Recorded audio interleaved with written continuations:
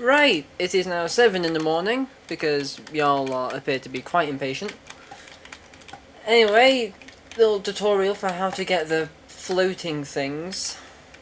Just so you know, this can be done with rotors, pistons, hinges, anything that connects a subgrid to a grid, basically. For example, this one here uses both pistons and hinges. There are pistons inside there, they allow it to sort of go in and out, hinges here, up, down. Same for there, see, you can see it quite well. Hinges there. The way it works is the connecting grid in between the hinges or rotors or pistons or whatever you use, the blocks that are there, they sort of get removed later on, if that makes sense. I originally discovered this by messing around with DLC. A friend had DLC that I didn't have. I built a ship with it, with the DLC parts. It was a pipe or something. Put it into my world. Pipe wasn't there. Things stayed connected. I thought, oh wow, this is a thing. And then it spiraled into that monstrosity. Anyway, I have all the DLC now, so I can't do that, so I have to show you using mods. Mods also work. They work a bit better in my opinion, because you don't need friends in order to do it. So I'll demonstrate with hinges, because someone was saying it's rotor displacement, and I want to prove them wrong. So we'll just, I prefer this one, just because it's a single block, it's a 2cm beam system. Everyone loves this mod, great mod, love it. Now you can do any size for this, you can have it go anywhere. For example, on the harbour rim, each little thing here has 3 connection points, one here, and one here. That's just for stability's sake. I recommend having at least 2 for larger things like this. But they all converge somewhere around the middle here. So they sort of go look like that, if that makes sense. Which you actually might be able to see if I do that and bring it back in. So to see how the subgrids are visible, or there's nothing there. Yeah, that's that. Anyway, back to this, because I don't want it being fucking 20 minutes long.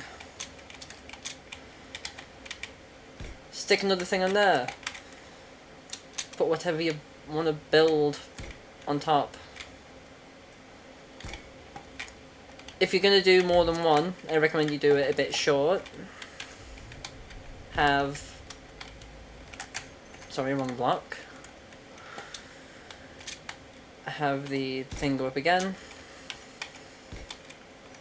And then connect it using merge blocks. That way it all stays as one grid. I shouldn't need to explain this bit to you. We should all know what merge blocks do by now.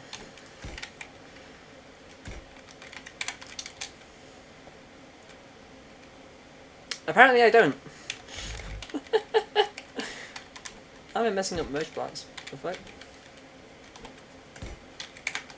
There we go. There we go, just build whatever, you know. This ain't anything fancy, so just gonna do a thing. Right, pretty much once you have your hinges in place with your temporary pillars to connect it. Just to get rid of this merge block till needed. You can just exit and save.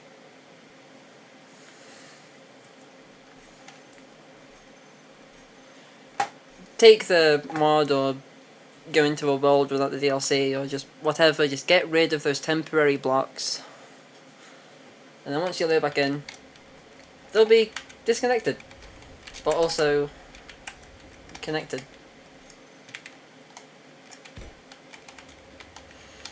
Anyway, the reason why we don't do it straight onto the ship is because once the grid updates, they will disconnect, pretty much. So when it's a subgrid, you've only got the 2 blocks here, which are that rotor part, that hinge part, sorry, and that hinge there.